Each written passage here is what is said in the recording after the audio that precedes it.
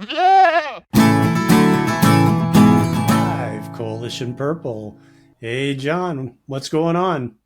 Not much. My dog tried to tangle with a skunk last night and Oh, got, got blasted. So uh, that was fun. And so now it happens in the yard, and then the dog comes in the house. So the yard stinks, the house stinks, and the dog stinks. So I mean, that's basically where we're standing right now.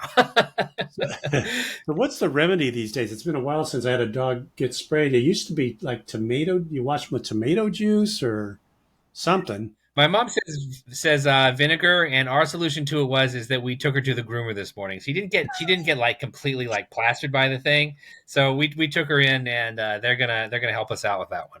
Oh, good. Yeah, that's probably the easiest way to do it for sure. Yeah, it's like when in doubt, we'll just take her to the groomers. They'll Uh, know what to do, and it will be fine.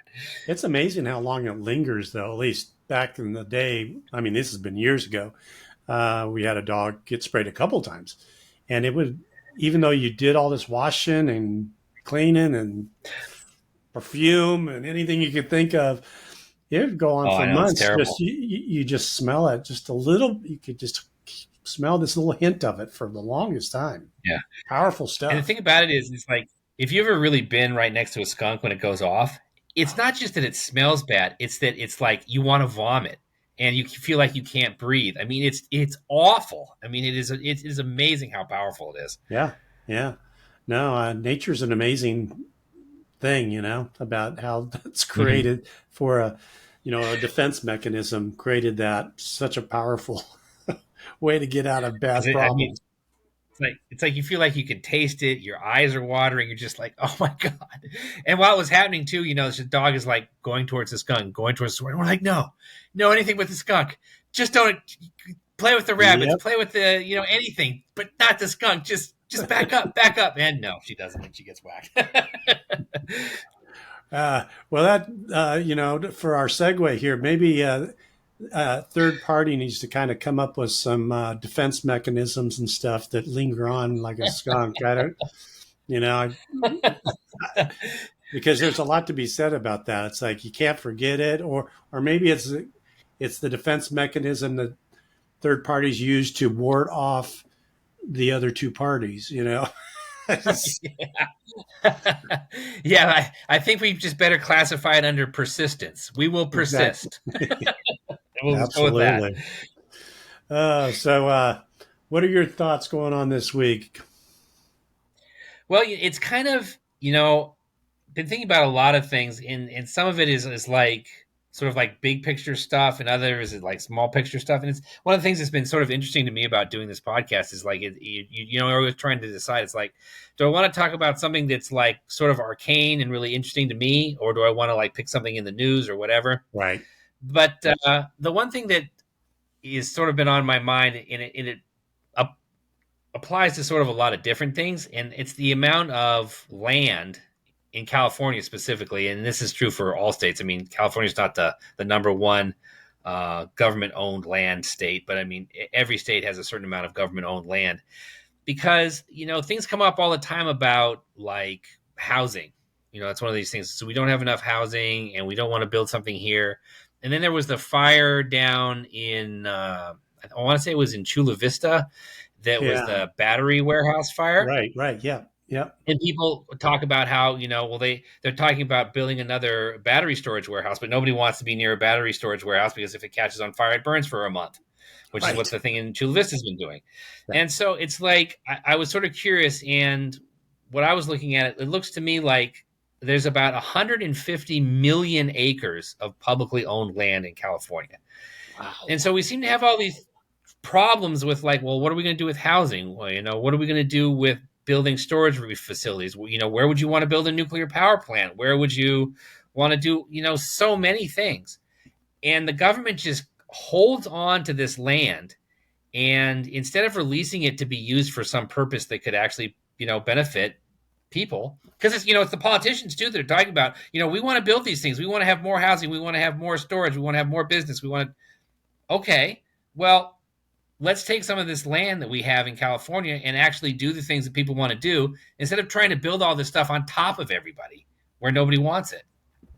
It's funny you brought that up because a couple things that I had on my mind was in that same area. I was just reading, I think yesterday, that, oh gosh, I think it was last year, Newsom created this program to build 1,200 tiny houses that were going to be I heard dispersed about in that.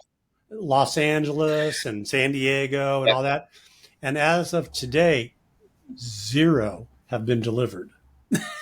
Right. And for, I mean, just all these myriad of reasons. They can't find a place for it, they can't find land for it. There's a lot different restrictions that are placed on how cities can get this stuff. But it's like, it was a great example of, okay, here's a solution coming from on high, even though nobody was necessarily asking for that particular Right. solution. Um, and so that was the first thing. But the other one that just blew my mind, it was a couple weeks ago. In fact, I'll try and remember to put the link in the show notes. I was listening, and I don't think we talked about this. I was listening to this guy who's kind of a homeless expert, but he's not focused Hmm. on building homes and all that kind of stuff. He's trying to look at other innovative ways. And one of the Yeah.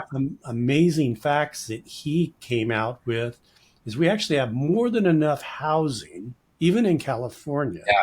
The issue is where the space is. So, particularly in the last 20 years or so, houses have generally been much bigger, right?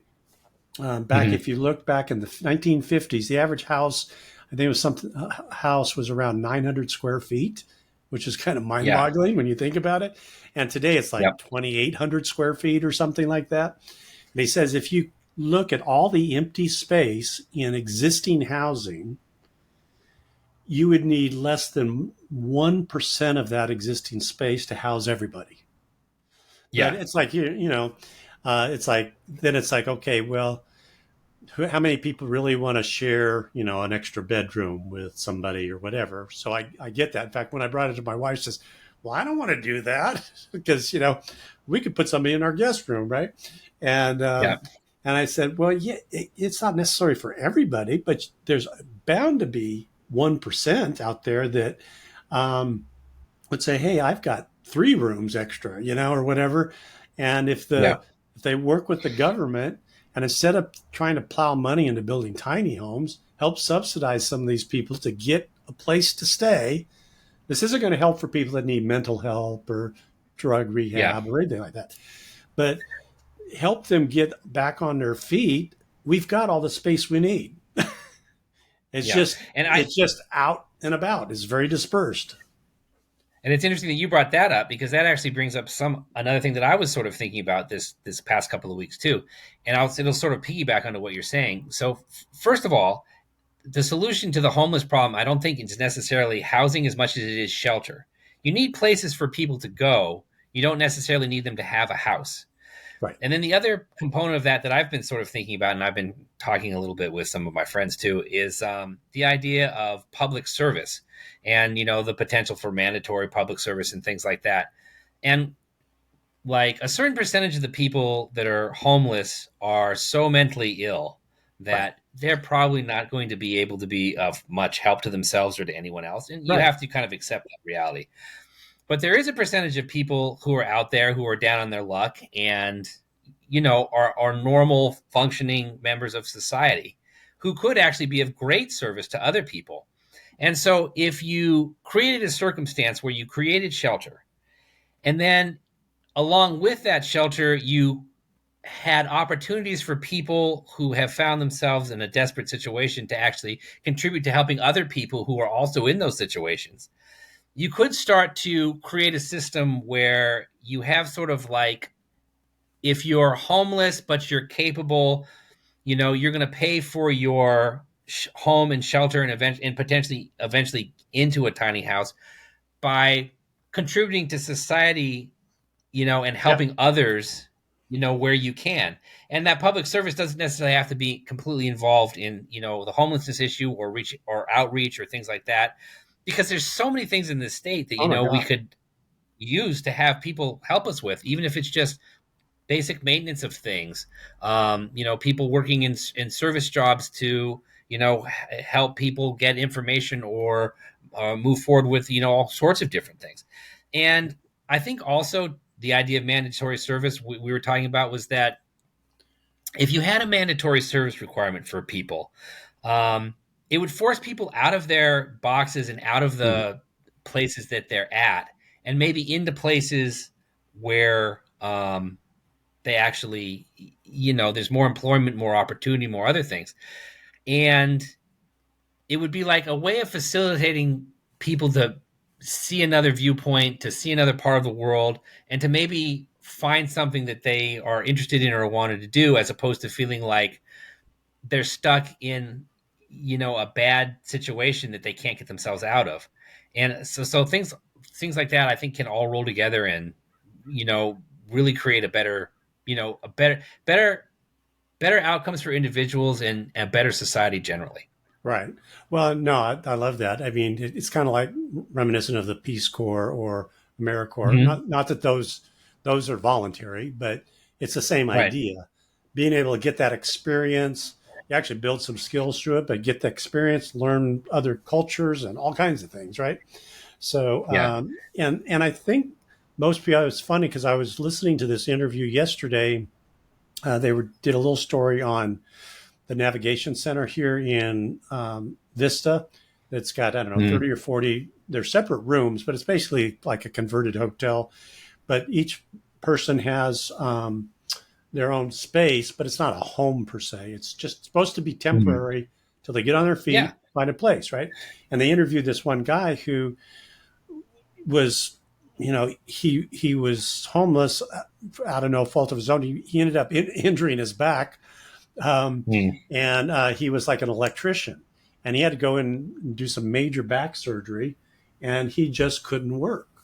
And as a result, he had no income, and there he was. So he was in this navigation center on the road to recovery, and he wants to get out of there as soon as possible.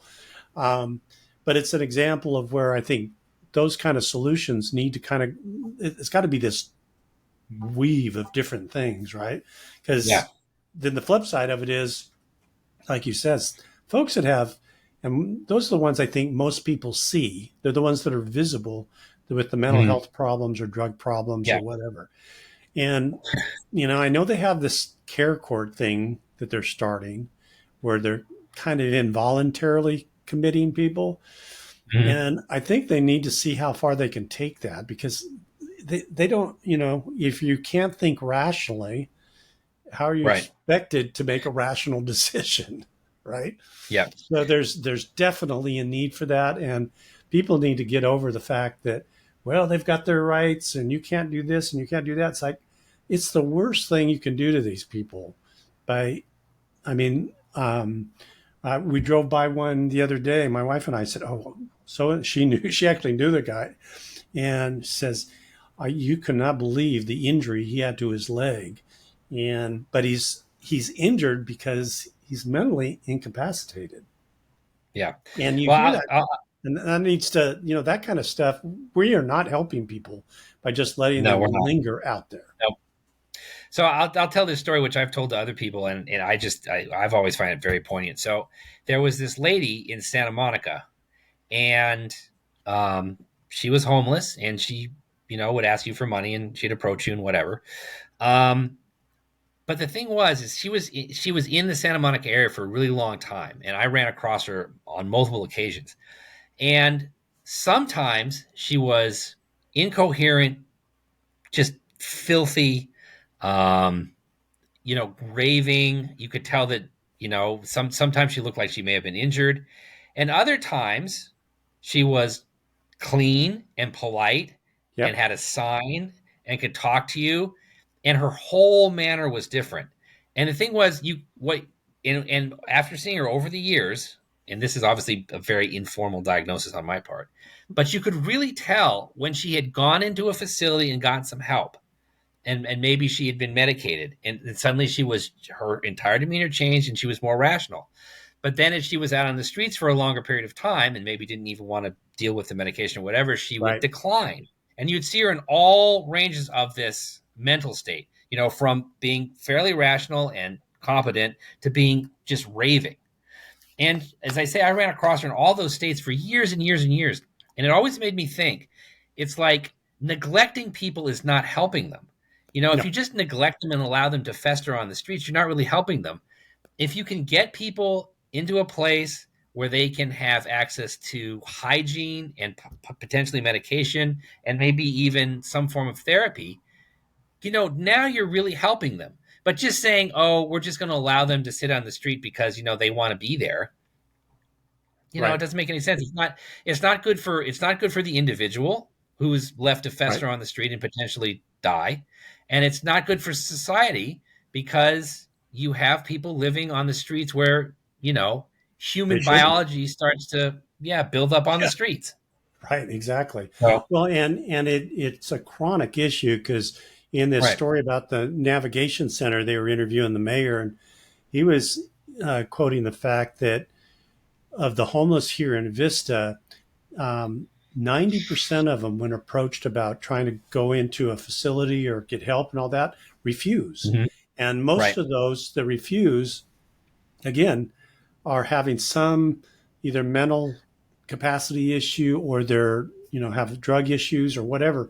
And they just cannot think for themselves at this point. Yeah. And that was the biggest frustration, not only him, but lots of people have with it is, hey, we're trying everything we can to help people, but they have to have to be helped to begin with. And then in other cases, they don't even know they need help. They're living in a different world, right? So, Yeah. and those are the people we do have to figure out a way humanely to get them off the Mhm. streets. Yep. And the thing is, I think this all goes back to, a lot of stuff that we talk about on this podcast and, third party stuff and everything, because it's like, so you have a program that we brought up about the tiny houses that got built, but are not being used. So that's just a huge boondoggle. That's a gigantic waste of money Yes. that is helping no one. And the Yep. reason that type of money gets spent in those ways, generally speaking, is because there's no one in California to say, "Hey, wait a minute, that's just a really bad idea. You're going to end up with all these houses that nobody's going to need." And then what makes it doubly bad is that now that you've taken all that money and spent it on something that nobody needs, this boondoggle spending, you don't have that money to spend on mental health services, which is what you Right. actually really need. And so, Yep. as I say, part of why I always rail against the single party system is because single party systems always come to bad decisions about things because they just don't have any ideas. They're just stuck with this one idea Yep. about building housing. And that idea might have been a good idea at one point when maybe you needed more housing, but they can't get off it. And so now Right. that the problem has become so much more complicated, they don't have the mental capacity to say, "Hey, we need some kind of new ideas." But there are no new ideas because it's just this one giant party Right. unibrain. And that's why you need to infuse the political system with new ideas because we just keep doing the same old things that don't work.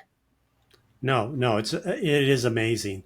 And going back to the whole land thing that you started off with is a good example of that. That it's like nobody's really thinking about. Okay, maybe these tiny homes would work in some places, but Mm-hmm. can we put two and two together here? If you're having trouble getting cities to put these in their areas because they can't find anybody willing to do it, well, maybe just look out beyond. I mean, here in San Diego County, I mean, there's a ton of public land in the county in particular. And Yeah. it's like, okay, well, somebody's gonna have to buck up and make that decision. And I know property's a big deal and it's public and people don't want to give it up and all that. But if you're really trying to solve a problem, we got to stretch our imagination just a bit here. Yeah. And my thing too about the public land is it's not just the public land that's within cities. If you go east, if you start out on the coast and you start going east and Oh, you go huge. 30 miles, Yeah. you're in the middle of just nowhere. I mean, it's tons and tons and tons of empty space. And the thing is, if you look at things like homelessness, crime, poverty, almost all of that relates to population density. The more densely populated a person is, the more you see more crime, more homelessness, more et cetera, et cetera. So if you have these issues and you have a bunch of public land and you have a place where people need to go, as I say, you could build a facility to get people off the street and to get them help. Now, maybe it wouldn't be right in the middle of Beverly Hills Right. or right on the beach in San Diego. It would be out in the wilderness somewhere. But that's not necessarily a bad thing. You get people out of the city for a little bit, get them to a place where they can recover, and then once they're in a position to start making decisions, again, hopefully say, okay, we helped you, now you can help us. And if you help us, we can help you get a house. Yep. That works for everybody, but nobody does it.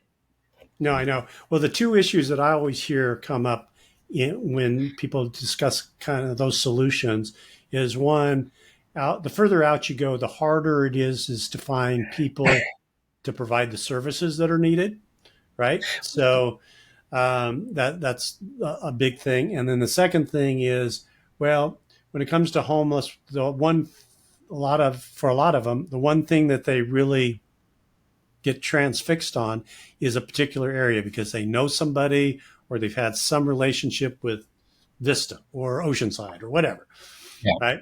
And so if you take them out of that environment, it doesn't work very well because it's like, okay, this is all new. I don't really want to be here. I want to be over here and all that kind of stuff. And so, I mean, I think those are some practical considerations to make, but I don't think it should be showstoppers because it's going to, being out further is going to work for a lot of people, not all of them. Yeah.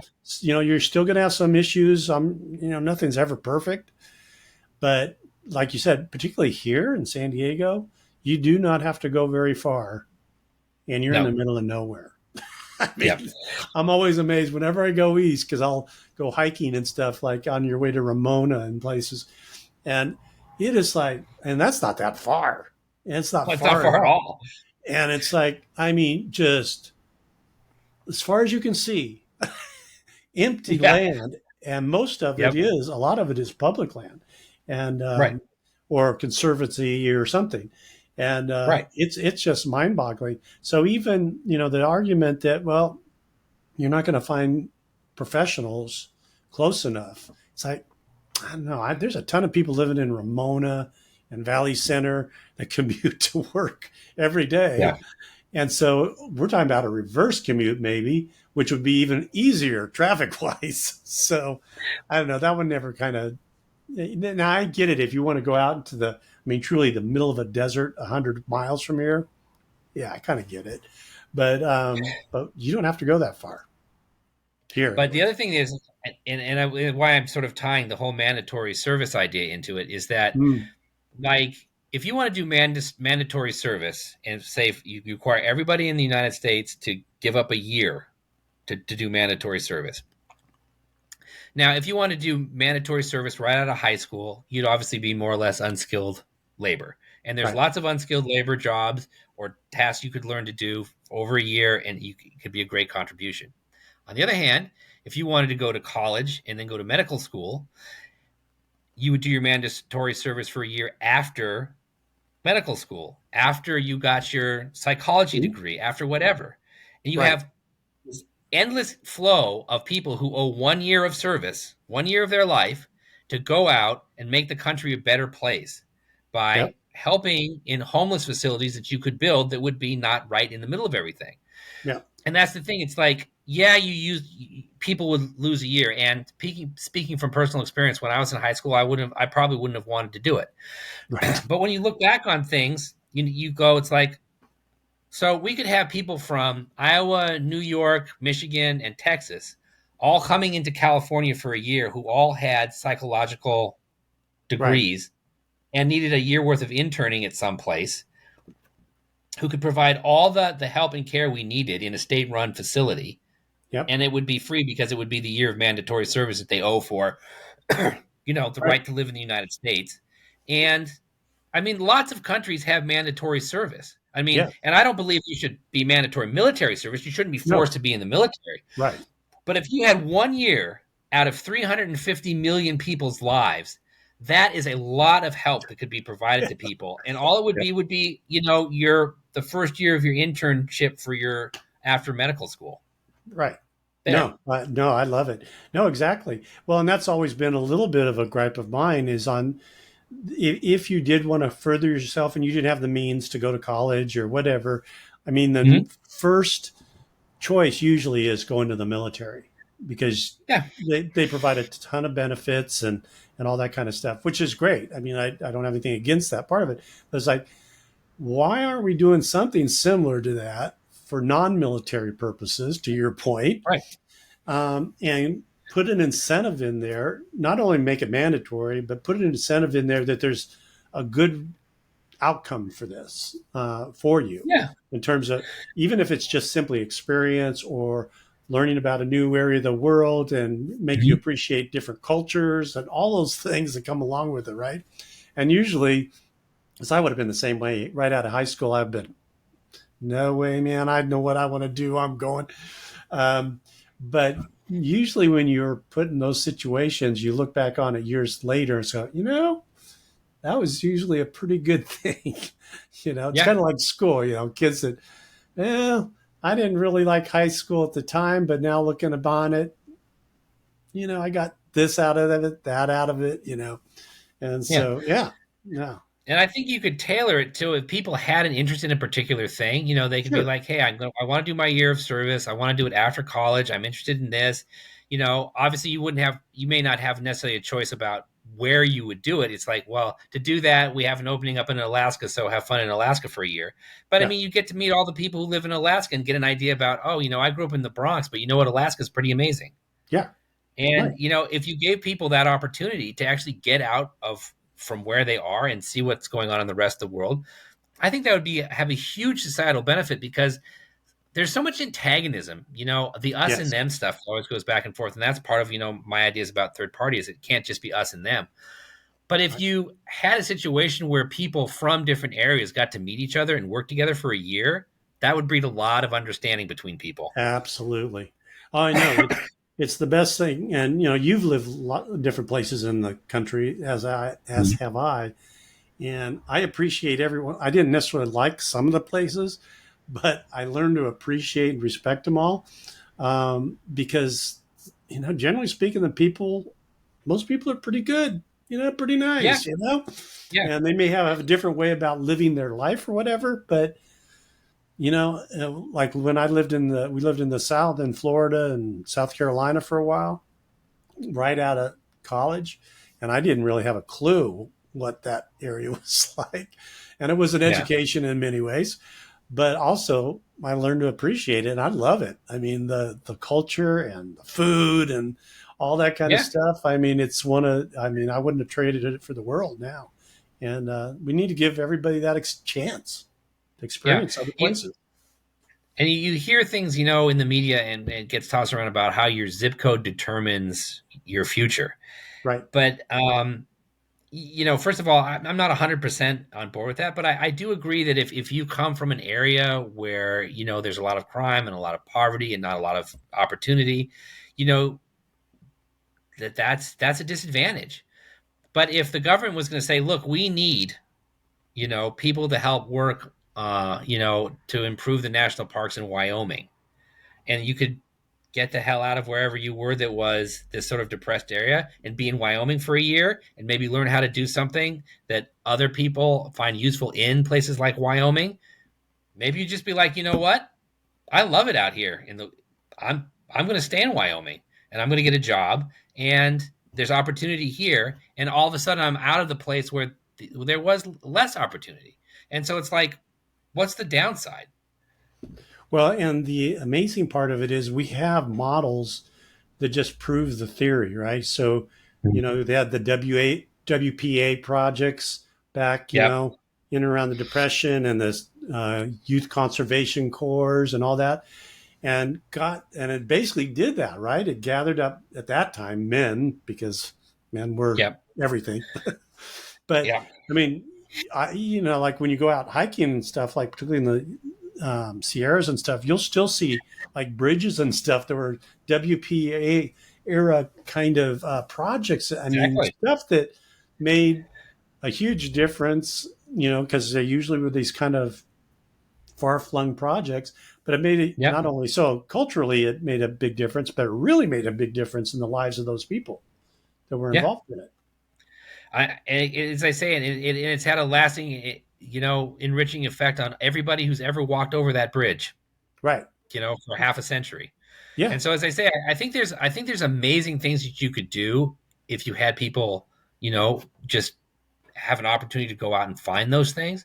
Because again, I also think that part of what people have trouble with, and I remember this from being young too, is like you're trying to decide what it is that you want to do, but Right. you don't have any experience really doing anything Right. because, I mean, you've just been in school your whole life, and now you got to sort of figure out what you want to do.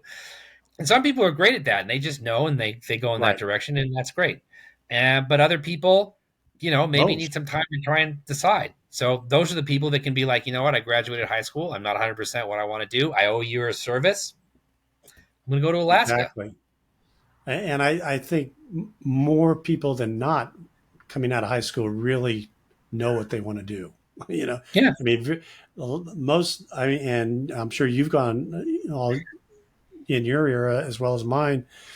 So many that I went to school with, and they ended up not doing what they went to school for. I mean, Oh, yeah.